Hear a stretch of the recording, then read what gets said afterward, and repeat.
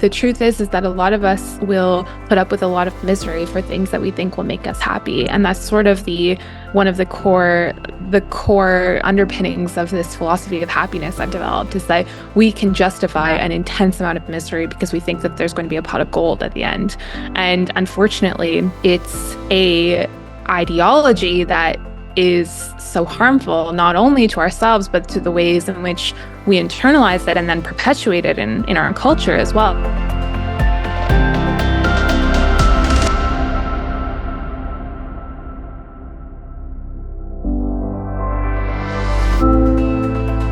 Hi, I'm Blake Schofield, founder and CEO of The Bridge to Fulfillment. Mom to 3, USA Today top 10 professional coach, and former corporate executive who got tired of sacrificing my life for a comfortable paycheck. My mission is to expand perspectives to achieve greater impact at home and work without sacrifice. This is The Bridge to Fulfillment. On today's episode of The Bridge to Fulfillment, I interview Stephanie Harrison. She's an expert in the science of happiness and an entrepreneur, writer, designer, and speaker. Since receiving a master's degree in positive psychology from the University of Pennsylvania, she's devoted her life to the study of well-being. Her company, The New Happy, has revolutionized the way people understand and pursue happiness. Their artwork, newsletter, videos, podcasts, and resources reach millions of people around the world every month. She is a Harvard Business Review and CNBC contributor, and her expertise has been featured in publications such as Fast Company, Forbes, and Architectural Digest. She is a regular speaker at Fortune 500 companies and advises on employee well-being and company culture. Her first book, New Happy, will be released by Penguin Random House in May of 24. And without further ado, here's Stephanie. Hello and welcome to the Bridge to Fulfillment podcast. Stephanie, I'm so excited to have you here today. Thank you. I'm thrilled to be here with you as well. I'm excited for our conversation today, where we're really talking about happiness and how to be happier. But before we sort of dive into that topic, can you share a little bit with our audience? Who are you? Tell me a little bit about your background and how did you end up in this work really focusing on helping people shift their perspective and understand how they can be happier in their lives? Yeah, thank you so much. I am so honored to be here and to be able to share a little bit about that. I think that like most people, my journey has not been straightforward at all. It has taken a lot of twists and turns that have brought me to this moment today. And if you had told me back, when I was graduating from college that this is what I would be doing, I think I would have been completely shocked and confused as to why I had gone so off track as to what I had planned. So I started my career in management consulting and really did not find it to be fulfilling for me. It was just not the right fit in so many different ways, but it was what I thought that I should be doing in order to be successful and to be happy and to live the life that I was supposed to. And ultimately, I ended up realizing that there was this very rigid idea of how I was supposed to be and what I was supposed to do in order to be happy. And I got really interested in that and very curious about where those ideas had come from and what I had internalized, what was correct, what wasn't. And so I ended up going to pursue the study of happiness, specifically the study of positive psychology. And I went to the University of Pennsylvania for a graduate degree. And when I was there, I ended up exploring these ideas about happiness, where they come from, how we learn to internalize them within ourselves and use them to guide our lives. And my thesis was actually titled A New Definition of Happiness. And once I graduated, I was working full-time at the time in a totally different, totally unrelated field, working at LinkedIn in San Francisco. And I just decided to start writing a little bit about these things that I had learned in case anybody else out there might be interested in these topics as well. And slowly over time, I've been able to build the New Happy, but it has been a very long-term project. As I mentioned, I was working at LinkedIn in product marketing at the time. I then went to work for Ariana Huffington, where I built out her learning function at her company, Thrive Global. And then a few years later, I finally decided that it was time to focus full-time on the New Happy. And I've been doing that ever since 2020. So now my job is getting to communicate and explain happiness to people and help them to learn how to find it in their lives. I love that. We need so much more happiness in our lives. And I think as a society, especially in the United States, there's so much perspective around like how to be happy. But I think we have a lot of belief systems that actually stand in the way or go completely counter to that. So I'm excited to dive into that in a minute. But I would be remiss if I didn't dive a little bit more into your story, because what I find is when we can see ourselves through other people's stories, it helps to begin to build a map or an understanding of what's possible for us.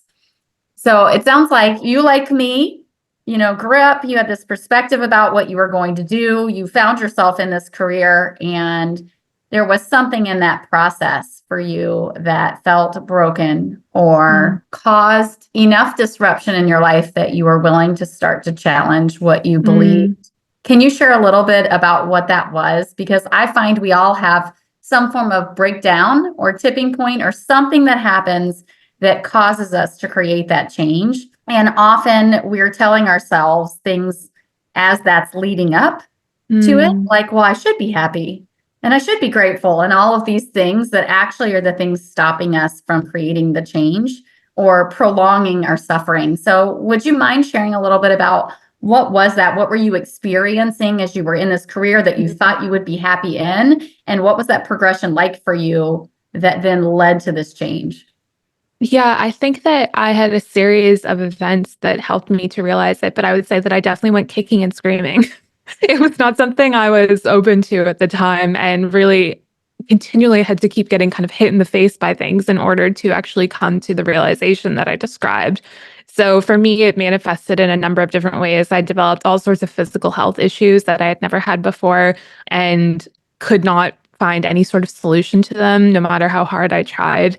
I was experiencing major challenges with my mental health, having panic attacks and feeling incredibly depressed, incredibly anxious all the time. Again, nothing I did ever really helped. And ultimately feeling incredibly lonely as well, really disconnected from not just myself, but from the people in my life and from the broader world.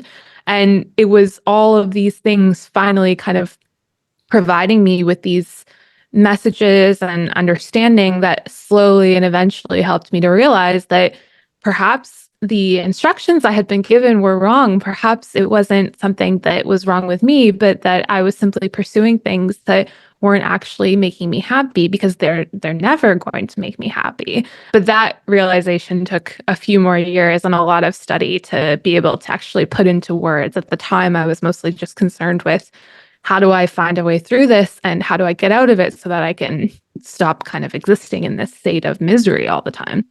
It's an interesting thing. I think I always say life is always teaching you lessons. The question is, are you listening and are you interpreting them correctly? And when you talk about physical body health issues, there is a mind-body connection, but most of us don't even understand that the things going on in our bodies are actually trying to help us see what we are not processing or dealing with. The disconnection from yourself, the stress and anxiety, those are all things I went through actually for a really long time. And I think depending on how you grow up or the work environment that you're in, it's very easy to normalize those things. When I first started my career, I was in human resources, and I was about 4 years into my career, into my third company. And I remember the first 3 weeks of that job going home and crying every day. And I said to my husband at the time, I've made a huge mistake. But at the time, I got a 30-something% pay increase. I had cut my commute, and I learned how to survive. While I worked at that company, I was a top performer over and over and over again, but I got shingles. I had horrible knots in my shoulders that would never go away. It was constantly drained and exhausted, getting sick almost every month. And the people I was surrounded by were also suffering from all of these other health problems. And so at 28, when I had shingles and I thought, this is crazy, only old people get this disease, then I found other people that were my age that also had it. And it justified my experience. And I also grew up in an environment with two parents who worked a lot. And I developed a lot of belief systems around you just have to sacrifice to have an important job or a job where you make a lot of money. And I wonder, does any of that also align with what you experienced and why you allowed yourself to suffer for so long? Yeah, absolutely. I think that the truth is that a lot of us will put up with a lot of misery for things that we think will make us happy. And that's sort of the one of the core underpinnings of this philosophy of happiness I've developed is that we can justify an intense amount of misery because we think that there's going to be a pot of gold at the end. And unfortunately, it's a ideology that is so harmful not only to ourselves but to the ways in which we internalize it and then perpetuate it in our culture as well. Just as you said, when you have parents or influences in your life who communicate these messages to you, you end up believing them and then applying them in your own life. And I think that the difficulty here is that we need to be able to distinguish between the pain of doing something that is wrong for you and the pain of doing things that is right for you. And sometimes it can be really hard to distinguish between those two because happiness does not mean that you're divorced from any hardship or any suffering or any pain. It's embedded within it. But there are certain types of pain that we can do better to avoid when we have the awareness that there are things in our lives that we were told will make us happy that don't actually do that. And so I completely relate to that. I think that it's a unfortunately very common experience for so many people out there.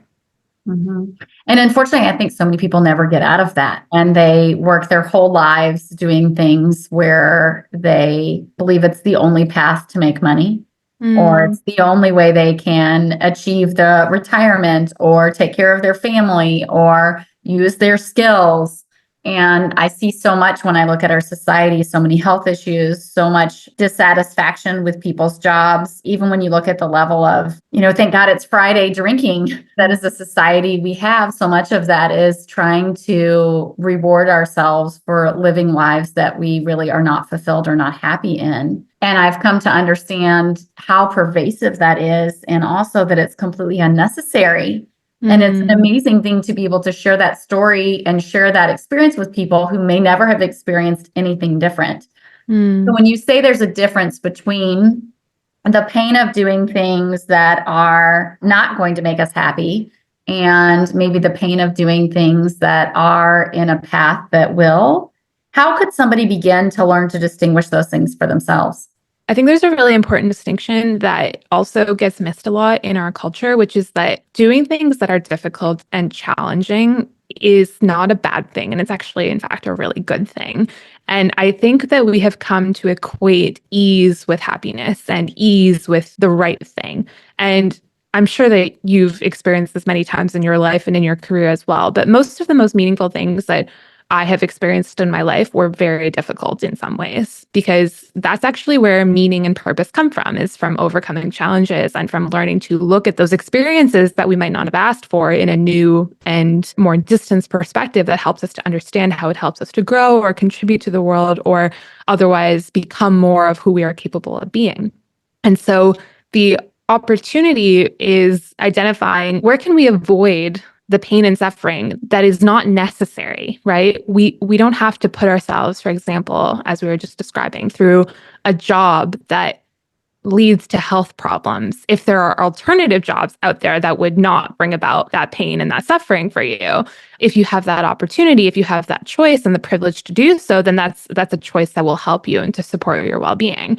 But just because something is hard doesn't necessarily mean that it's a bad thing, because without those experiences, we'll never grow. We'll never be able to reach our fullest potential. And so I think a lot of it really comes from learning how to distinguish between the goals that you set for yourself and the goals that you are adopting because you were told that they were the right goals. Do you truly want to do this? Is it something that really matters to you, that is making a difference for you? It's connected to your values, has any sort of relationship to a greater purpose? If so, then the challenges that come along with it are probably a good thing for you. They're probably going to help to support your well-being in the long run. And once you are able to build that connection with yourself and understand those things, it becomes a lot easier to make those discernments, I think. I appreciate that. Yeah, I often talk about, a big part of the work that I do is really helping people get aligned with who they are and their higher purpose. And I often say to people, easily 95% of the stress, anxiety, friction you have in your life is misalignment and can be removed. Mm, Easily. I consistently seen that. I've done that in my life. I've done that for many of my clients. And I believe very much and live a life of ease. But with that ease comes challenges, comes the Mm-hmm. ability to grow, and has come an increased capacity to challenge how I view the world Mm-hmm. and give myself the challenges that push me to grow. And I think that as a society, we have not been taught how to experience the entire rainbow of emotions. And so we avoid anything that feels painful in any way, shape, or form. And to your point, what I've really come to see is you can't have joy without pain. But we don't have to suffer. We are the ones that create that suffering. The pain, just like the pain in your body, was redirecting you. But Mm-hmm. when you don't actually get to the root cause of that pain, it creates a lot of suffering, years of Mm-hmm. physical pain, just like I had, Mm-hmm. or, going to work every day feeling trapped in a job that you don't want to do because you think it's Mm-hmm. the only way. And so I love the discussion that we're having around this because I think that one of the greatest lessons I've learned in this is that almost everything in your life, you have the ability to create or change. And that changes the game in almost every way possible. And I think most people don't believe that. I certainly didn't. I grew up and was told that in order to be successful, you must be this way. You must look this way. You must make these choices. This is the only way that you can make X amount of income. This is what it needs to look like to be a good parent. This is what it looks like to be a good daughter. And what I've really come to understand is almost all of that was someone else's belief systems or Mm-hmm. conditioning. And the ability to really start to learn to challenge or ask questions around what I believe and what's possible changed the game for me in almost every way possible. That's amazing. And it sounds similar in so many ways to your experience. So you go through, difficult experience like I did. You begin to realize this job, this career path, these things I thought would make me happy are actually making me sick. You choose to go back to school and really spend time learning about the things that have held you back, really is what I hear. And then you've taken that work in the same way I have to be able to help other people. Mm-hmm. If you were to just be sharing with the audience today the 2 or 3 things that you feel like are most meaningful that people either misunderstand or need to know in order to create more happiness in their lives, what would those be? It's such a great question. I think the first one is the idea that happiness is a destination that you can reach, some place where you'll be able to feel eternally joyful all the time.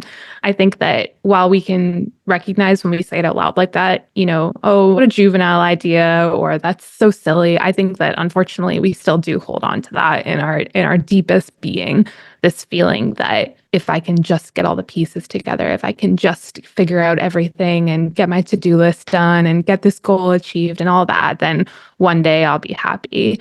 And I think that the more that we can let go of that idea and embrace the fact that there's no destination that we're supposed to reach here. We're simply just supposed to have our experiences and learn from them and try and find the joy that we can along the way and make a difference as we go, the more peace that it brings. So that would be one thing. The second I would say is that we think that happiness is a solo endeavor and really it's a collective one. So the philosophy of happiness that I developed is grounded in the idea that true happiness comes from helping other people. And the idea that you can simply achieve happiness for your own self through the goals that you set for yourself or through what you purchase, through the way that you live, it's ultimately not a complete understanding of it. And we are social beings who rely upon each other for absolutely everything. And that also includes our own happiness. And I think the third would be that we also need to realize that, as you said, we don't have a full understanding of all of our emotions and what it means to embrace all of them. And I think that when people think about being happy, they think of just this one narrow emotion, right? It's similar to the idea of a destination, but I think that this nuance is so important that it deserves its own call out. And you can have a happy life and still feel sad. You can have a happy life and still feel angry. You can have a happy life and still feel lonely. And that embrace of all of your feelings is essential for a life of happiness. And it's not about this one snapshot of in a moment. It's about embracing the full spectrum of emotions. I love that. This idea that you talked about the power of the collective, I think is so important. And I also think it's very easily misinterpreted in our society, especially for people who tend to be more empathetic or tend to really want to help people. How would you, I guess I'll share with you what I see, and I'm interested in how do you reconcile that or help people along the way to understand this? What I have seen and understood in many cases is that I'll tie it back to the Bible, right? Love your neighbor as yourself. Most of us as a society are really focused externally in almost every way, shape, and form, and believe that if we just help enough people, we'll feel great. What I've consistently seen, though, is often that helping other people is an avoidance of giving ourselves the things that we need. So, how do you reconcile doing the personal work to become whole, to remove the belief systems or conditioning or trauma that is standing in the way of personal happiness, alongside the importance of community and connection and being able to help others? I think that there's one distinction that I would probably make up front, which is that if you are somebody who is going through severe trauma, has really suffered from something major, then of course it's really important to prioritize your own healing and learn how to process what you went through and to be able to develop the tools and the skills to move forward. That being said, I think that this is ultimately, I believe it's a false binary, because we are not ever in a position where we're completely isolated from the world. Even monastics are a part of a community, and the community that they are a part of is a key component of their spiritual growth and development.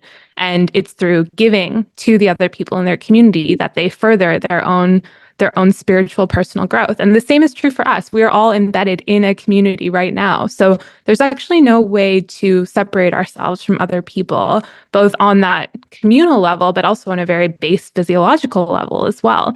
And so the idea that you have to heal yourself before you can help others, or that you can't keep helping others while you heal yourself, I reject that idea, because I think that it simplifies things in a way that actually hurts us at the end of the day. So I know that that's perhaps quite contrary to a lot of the ways that we talk about these concepts right now, but I think that the more that we can embrace our connectedness and our common humanity, the more that we will be able to find the personal healing that we're looking for. And the same is true in the other direction. So it's not something where you have to prioritize one or the other. You can do both. And in fact, they're mutually beneficial and supportive of one another. Thank you for that. Yeah, I completely agree. They're mutually beneficial and absolutely linked to one another. I would just say I often see that people very heavily overweight taking care of other people at massive detriment to themselves. And what I have really learned through this journey personally and in my work with my clients is when you have belief systems or things that are in your way, you project those belief systems into your world and you recreate that exact same story over and over and over again. And so unless you become aware of those, or you put yourself in circumstances or environments that are entirely different that challenge your perspective, you will just continue to have the same things repeat. I even say life is always teaching you lessons, and you'll keep getting the lesson until you learn it. And it's an interesting thing talking about trauma. It's a term a lot of people don't like to talk about it, and I think it's really misunderstood. And I'll just share it in this way. I believe that almost everyone has trauma, because all trauma is having gone through an experience where emotionally or energetically it was too difficult for you at the time to fully process. And if you look at our society as whole, where, especially in the United States, we tell kids to suck it up, don't cry, move on, especially if you're a man, for sure. And we don't teach our children to trust their bodies or their intuition. And as children, just the way our brains are formed, anytime there's a divorce or a major shift or a moment that happens that we don't know how to process, that gets actually embedded as trauma in our lives. And I really didn't understand this concept a number of years ago, and it's become so blatantly aware to me today. how many of us are carrying not just the conditioning of what society and our parents taught us should be the way, but we've all had experiences where we didn't process them. And then those completely cloud our view of life. And we keep recreating circumstances that keep putting us in those scenarios until we change. And so there's this beautiful symbiotic relationship, to your point, when you're in environments with people who are healthy, who support your growth, who challenge you to see the world differently, that healing process can begin. And also, as you heal, you can begin to change the environment and the people and the circumstances of what you've led with before. But often, if we're unaware of this, we continue just to repeat and surround ourselves by the same people with the same circumstances and the same scenarios. And we believe that's the only way. And I think, like I said, I can look at my journey and my experience and realize, well, of course I was in corporate retail for 18 years. At least a decade of those, I was desperately trying to figure out what else I could do with my skill, all while getting more and more sick, all while, I mean, in 18 years, I worked at 5 different companies and I moved across country multiple times. But the people I was surrounded by had the same belief systems, the same conditioning that I did. And so I couldn't see a different way out. And it wasn't until I got to my burnout moment when I said no more that I began to make different changes and then put myself in different environments where people began to show me a different way of living. There is a beautiful, we are all in community.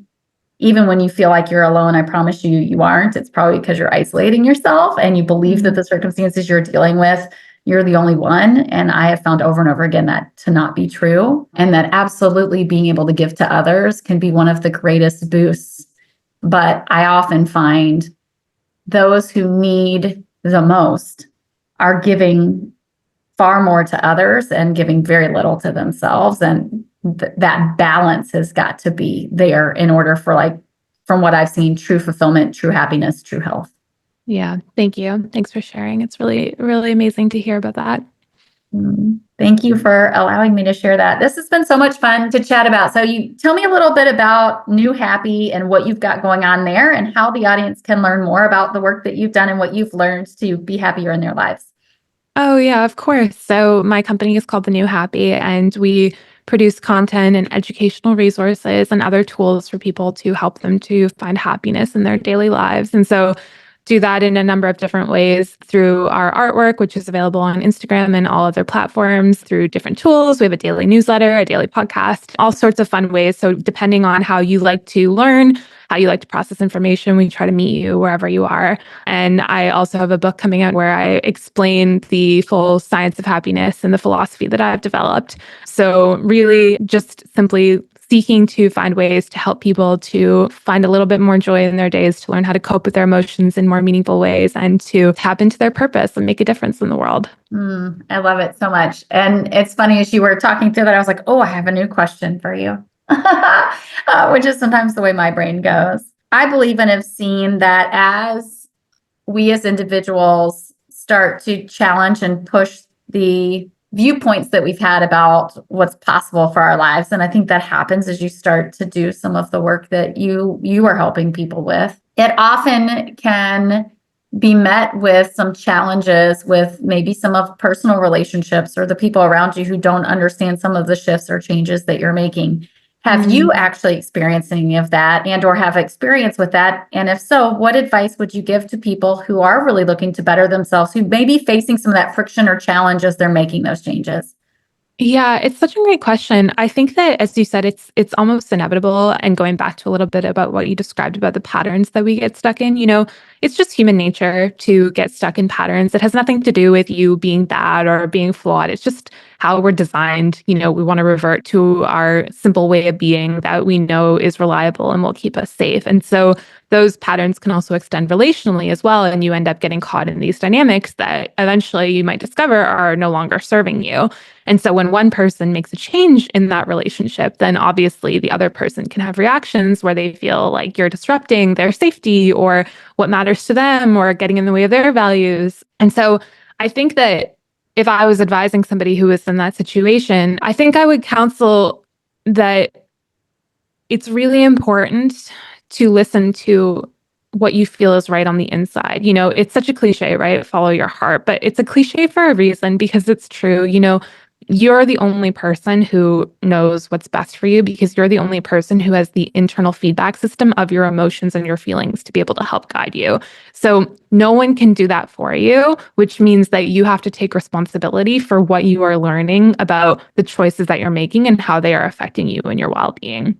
And I think that it can be very difficult when you're getting all these signals that you should stay the same, you should stay in one place, you don't need to do that anymore, those kind of things. And in those moments, having a really strong anchor of knowing that this is what's going to be right for me, even if it has disruption in my life, even if it creates potential conflict or difficult conversations, those are all things that you can get through. Anyone who has lived their lives is strong enough to get through this level of discomfort that change will inevitably bring. But there's no real life without change. There's no real opportunity to experience the joy and the happiness that you're looking for. And the difficult thing is really, I think, most of the time harnessing the courage to take the first step and finding out what that step should be and then staying true to it as you go. And so if you are getting this kind of feedback from people, I would just recommend that you remember the greater why behind why you're doing this. What is it that you're hoping to move towards? Is it greater peace for yourself? Is it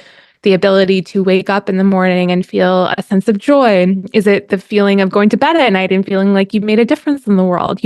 Holding on to something that's concrete that feels really true for you can almost act like an anchor as you're going through this stormy sea of disruption. Mm-mm. So much goodness in what you shared and truth in that. And, I often talk about the importance of attuning to and connecting to your own inner compass. Because I have found exactly what you have said to be true is that when you can truly strip away the conditioning, the belief systems, all this stuff that's been standing in your way and get to the core of who you really are and what you really need to be fulfilled, only you know those things. And for those of us who may have grown up in more black and white or very heavily conditioned households or societies, we may have been taught that there's one way to do things. There's a correct way and a wrong way. And one of the biggest things I would add to what you shared that I've learned is almost all of life is opinion based. And when you can begin to realize that there is no should, there's just an opinion based on values, based on experiences. And there isn't a right or wrong. There's a what's right for me. Yeah. And when I began to understand that so many of us are looking for a binary, this is the right choice and this is the right way to do things, we feel so restricted because we haven't really learned how to listen to ourselves and understand what we need. And also understand that when somebody else doesn't like what we need, that it may very well be because of their fears or their conditioning or whatever they're being triggered by, and that their opinions are just that, their opinions, their experiences, and what they would choose, not necessarily what you should choose for yourself based on what you need and want and desire. And when you can begin to see the world in that way, there's so much freedom in that. Yeah, that's so beautifully said. I couldn't agree more. Well, it's been such a pleasure, Stephanie. I really appreciate having you on. I'd love to just sort of round out by saying, is there anything that I haven't asked you that I should have, or just anything that's on your heart that you want to share before we wrap up? No, you've asked such beautiful questions. I'm so grateful to have the chance to engage with you in this conversation. So, no, I'm just very thankful to you. Well, thank you. Thank you for the work that you are putting out in this world. There is, I look often at where we are as a society, and we have so many challenges from a mental health perspective. And I believe that we're really at a place in time where true shifts can really happen as a society to help solve a lot of the issues that we're having around feeling a lack of fulfillment or feeling separated from one another or feeling like we don't have the power to create the lives that we want. And so your personal journey to finding your own happiness, walking away from the things that you were told are what you should do to really get at the heart of what you from an inner compass know is right for you is a beautiful beacon to everybody else. And I just appreciate your work, because those of us who have created this type of change in our lives are able to show other people what's truly possible when Mm, you learn how to listen to yourself and make decisions from a place of expansiveness versus fear. yes. Thank you. That means so much to me. Absolutely. All right. So for those of you listening, thank you again for joining us. I hope that you've taken at least one nugget here today that you can take and apply to your life to become even happier and have more fulfillment and ease in your life. Until next time, have a great one.